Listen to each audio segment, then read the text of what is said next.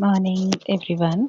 Specially मसीह भाई और बहनों के लिए है ये वचन जो मुझसे ये कहते हैं कि बाइबल के अनुसार तो सभी मीट जायज़ है और कुछ भी ऐसा हराम नहीं है। तो ये लेवी की व्यवस्था यानी Leviticus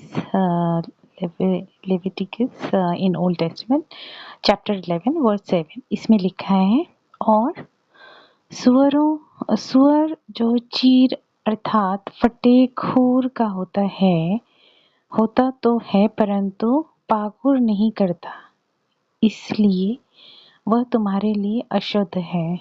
in English it says, and the swine दो he divide the hoof and be cloven-footed, yet he cheweth not the cud. He is unclean to you. इनकी मांस में से कुछ न खाना और इनकी लोथ को छूना भी नहीं, ये तो तुम्हारे लिए अशुद्ध है।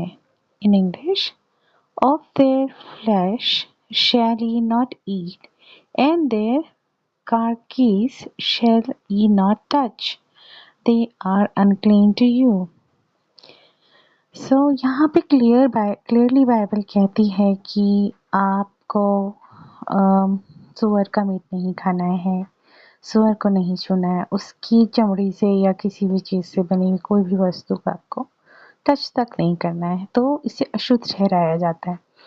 तो अगर आप सच्चे क्रिश्चियन हैं and if you believe in Christ, if you believe in Bible, then you should follow every scripture of Bible, not only a few scripture that pleases you and your taste bud and your character and your culture. So please do not modify, do not unnecessarily teach those things which is not from Bible. So it is my humble request to all the pastors, preachers, that please stop playing with Word of God.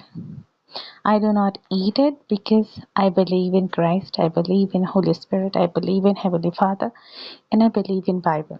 And I follow Bible. I do not follow any pastor, any church, or any denomination. Peace be with you.